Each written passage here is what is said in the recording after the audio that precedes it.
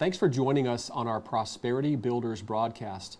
Hey, click subscribe so we can notify you of new content, and like us on social media. That's a great idea. Like us on social media.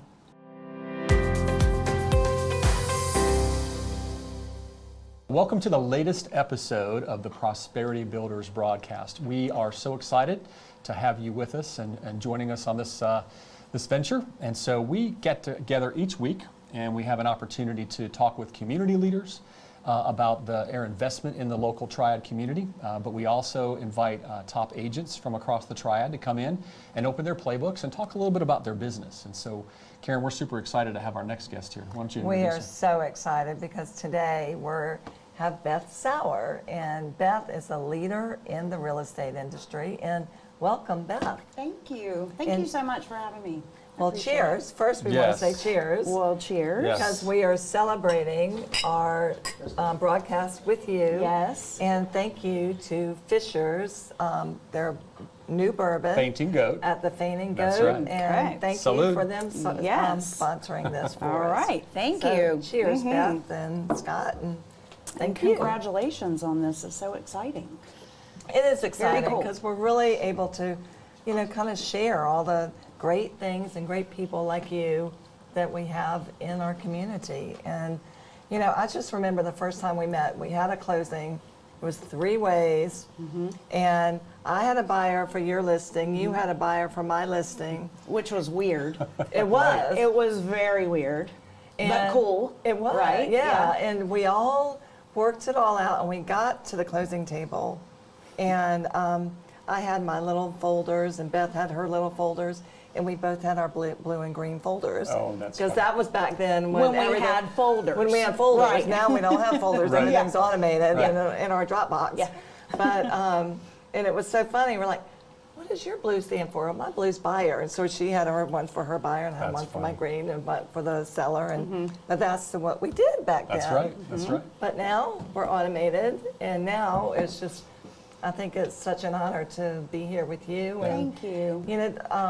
listen, a couple of weeks ago we were together, and I know you and respect you for who you are and what you've done in the real estate business. But then hearing your story, and I was just like, we're business leaders, business, and we're running a business. We're not just, showing pretty homes. Right. And you have a story of how you got into. So tell us, you got started when? How many years ago? So 2006, my youngest son went to kindergarten. And I said, I'm ready to have a job. I'd been a stay-at-home mom for 10 years. And so I started in new construction as a sales rep for a builder in 2006. Okay. And how long did you do that? Well, I did it until I no longer had a job. Oh, really?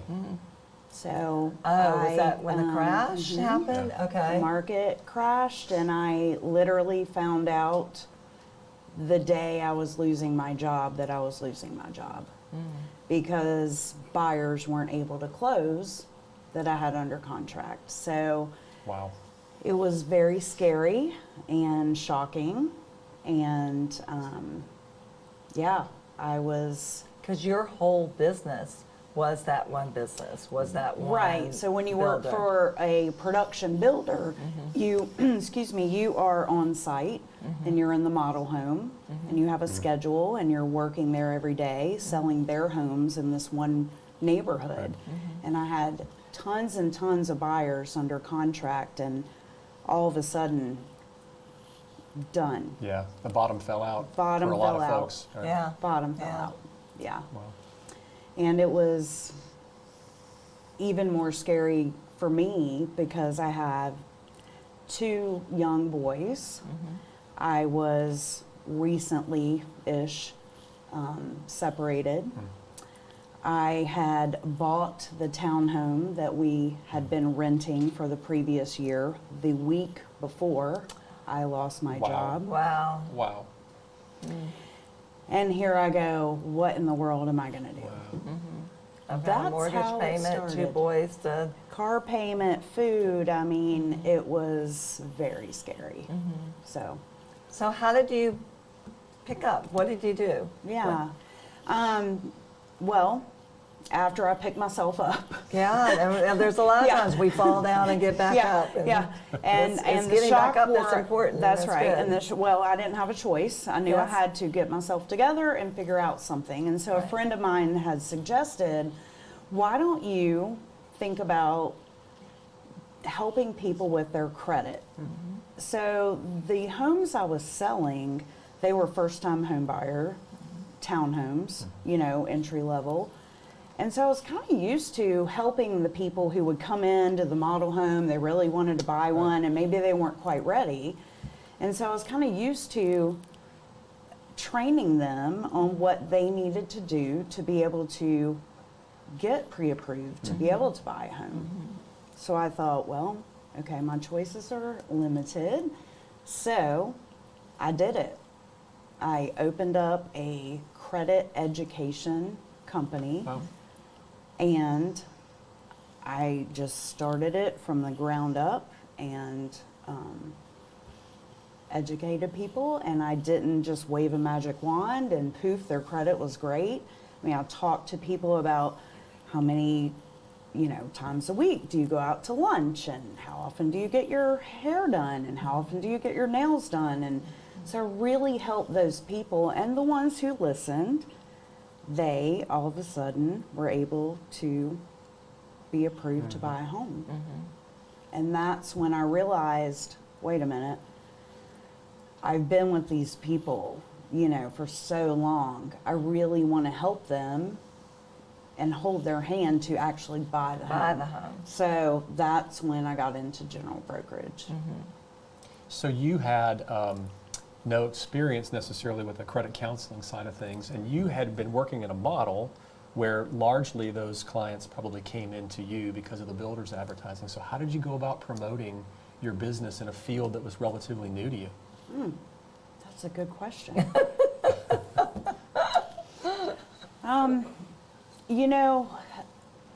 I still credit that initial group of people that trusted me to help them. And I'm so grateful for them every day because they told everyone That's so about good. me. They never in a million years thought that they could buy a home. And there they were in their home. And so just word spread, I started with a small group. I contacted a couple of mortgage lenders that were preferred mortgage lenders with the builder that I worked for. And they were very helpful to connect me with people. Yeah. And so, it was great. So it was really, and this, I think what comes down to it is relationships. And it was the relationship that you built with those people that helped you grow your business to the next level and, put food on the table. Yeah, it really gave me a starting point. I mean, it didn't pay very much, as you can imagine. I'm helping people that need to work on their budget, and they need to pay off debt, and they need to stop spending money, and Right. it didn't really pay the bills. I swallowed my pride, and I got some help for me and my boys, and I just plugged through, and I just made it work. There was no option. I didn't have an option. I had to make it work. Yeah. And a lot of times people say, what is your why? Why do you do this? And you had it, your why was given. It was. And on the way here, I was thinking, don't forget to talk about the why. So I'm glad you brought that up because, I say to people all the time, if we don't know where we're going, Yeah. if we don't know why we're going there, what are we doing, right? And mine was out of, honestly, sheer fear and terror. Yeah. Right. So hopefully not everyone has to experience that. Yeah. But I had a big why. I mean, I had children to take care of, and I had to show them that, hard work will get you somewhere at some point. And I was not going to fail. It just wasn't an option. It wasn't an Right. option. How about the process of morphing from that career back into now real estate? Right. Which, you're making that transition back. So Yeah. how did that happen? Right. So I had grown this group of people who were ready to buy a home, right? And so, like I said, I thought, wait a minute, I don't want to be out of the picture right now. Right. And I had taken the real estate class previous to me going to work for the builder. I guess it was the summer of 2006, maybe. And I never went and took the test because then I went to work for the builder and I didn't have to have my license. So I said, well, I need to get my license now and I need to be able to represent them as their buyer's agent.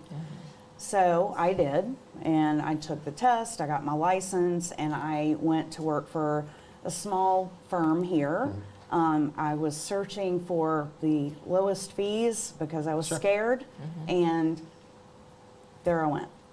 Went into general brokerage with that firm, and I stayed there for a year, and then I moved so that I could take advantage of more training and opportunities because I really didn't know what I was doing then. Right. So how many So- years did you work in the credit kind of counseling industry? So that was only, just doing that alone, it was only for about a year. Yeah. And if that was around 2009, 2010, and I remember that time, I mean, I took on short sales because that's what you had to do in order to Whatever it have was. business, That's right? That's right. And but I felt good with short sales because I was helping people through what they were going through. I mean, sometimes they were selling their homes short because they were being transferred, and it wasn't any faults of theirs. But but you went through that whole counseling process, got out of there, and went into brokerage and selling, listing and buying homes. But you've done much more than just that. You've also, your name, a lot of people know you for who you are, the integrity, you're following through, and that's important to a lot of people to know, love, and trust you. And I think, how did you go about doing that? I think you did coaching and things like that. Did that help you as well? And Yeah, and maybe it is because, I started with this core group of buyers I worked with for the most part when I first got into general brokerage. And, I think maybe it was just the nature of that client base that I had. It just gave me such joy to help someone purchase a home, the American dream, right? Right. And these people who had no idea that they would be homeowners. So I think just that being my foundation and building on that and just continuing to want to teach people.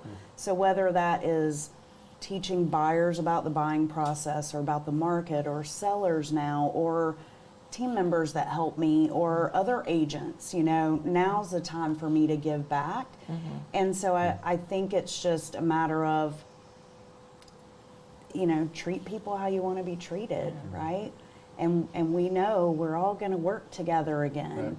And it's just important to have the relationships, not just with your clients, but with other agents in the community. Right. Yeah. I love that abundance mentality. It's just, people have poured into you and you've been given opportunity and you've taken that and multiplied it, and you're giving it back and teaching Yes. others how, and helping them grow a business, helping them prosper. So Right. Tell us about kind of a little bit about how your business has evolved over the years. Right. So it's funny when you're talking about short sales and the year that we were in, of course, the market was not all that great. Right.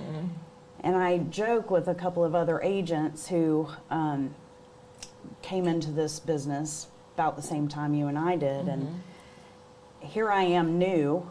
And remember, I was a stay-at-home mom for 10 years, which doesn't pay very well. No, you do earn a lot of money. It's There's a just lot of not gold in that. Yeah, That's there's right. a lot of gold in that. And yeah.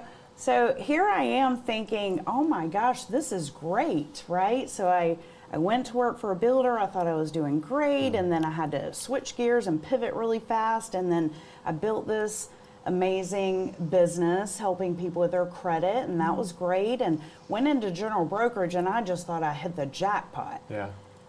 And it was odd because everyone around me was just really kind of complaining about the market, right? And I didn't know any different. Yeah. I had no idea the market wasn't good, quite Right. frankly. You just did it. I just did it. Yeah. And so I think starting that way helped me leap forward because I wasn't spending time worrying about the market or what's wrong with the market. Yeah. And I've just paid attention to what I've been taught. I am very learning based. I treat this as a business. I have a schedule.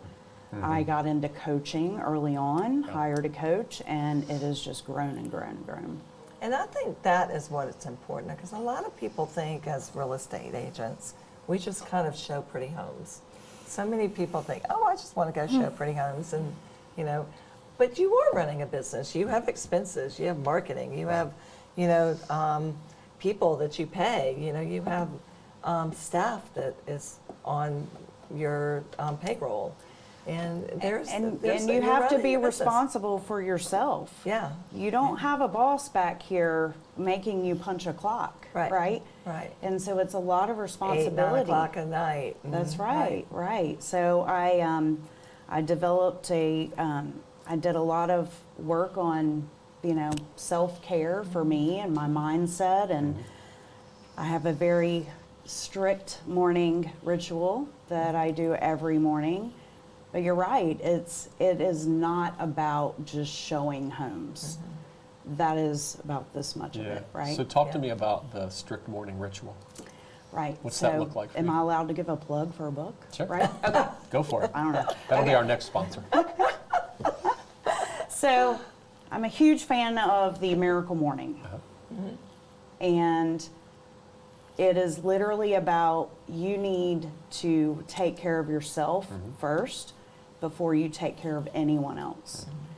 And it teaches you how, which we talk about the Yeah. 5 a.m. The 5 a.m. podcast call and and all that, the yeah. thing, and you know, having your phone alarm across the room so you can't hit snooze. You have to get Right. out of bed and wake up on time. And it's about, you know, reading, meditating, exercising, visualization.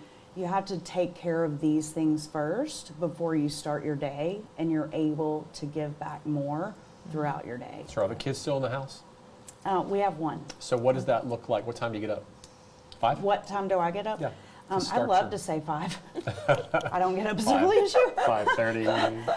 5:30. Yeah. Yes. Yeah. Yes. And mine is, I know what time I need to get in the shower, and that's where my kind of, Yeah. That's when you where I stop, watch yeah. the clock. Yeah. Right. Your benchmark. I That's have great. my own room that I spend my mornings in. If I don't get in there in time, my dog is crying in that room, wondering where I am. It's pretty funny. That is interesting. So he has his own quiet time It's a too. habit. It's Yeah. clearly a habit. Obviously. Yeah. So how has discipline and mindset, has that always been ingrained in you? Was that something that you learned as a child, young adult, or is that something that came in adversity? Pretty sure I've always been pretty competitive. I don't like to fail. I'm not going to say I'm out to win every time, Right. because as long as I learn something, I might fail. I might fail forward, Fail's and that's okay, okay. as long as you That's learn right. from it. That's Yeah. okay. I've done it plenty of times. Yep. I think just starting out with, I had no choice but to work hard, forced me to be so disciplined, Yes. which enabled me to form the habits. Yeah. And then you form the habits, and then here I am. Yeah. And that miracle great. morning kind of helped form some of those habits too, because it's structure. Like, this is what you need to do. And I do think that's so important. There's a guy on the 5 a.m. call that actually says, do, you know, your affirmations and exercise and everything else so that you can give to others You have to. the rest of the day. That's And rich. it is so important because Right. our health and mindset is just as important. So that because we are giving all day long. and Everyone needs a lot everyone from needs- us. Yeah. And Not that I would never complain, and I love what I do. no, but we are working with people who are either buying or selling, most often their largest asset. That's true. And that is so scary. So we have to be on our game to be able to help these people when their stress levels are at their highest, you Right. know? So Right. Yeah, we're the one that bring the calm in the midst of the storm. So Yes. that's really incumbent Yeah. upon us. So. Yeah.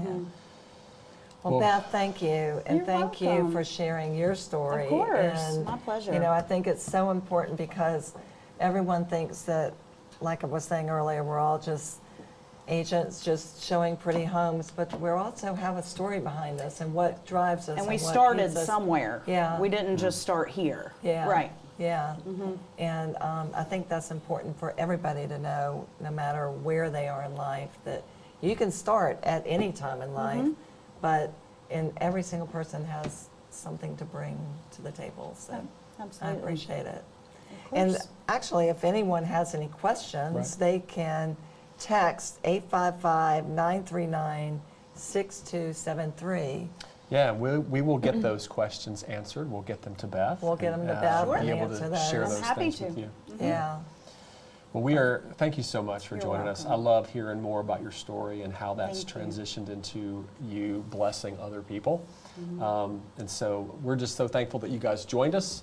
And we look forward to reaching out to you again. We have Adam Moore coming up in our next episode, so we hope you'll join us and hear more about the lending industry and some of the trends that are happening across the U.S. So thanks again for joining us. Good night. Thank you. Good night.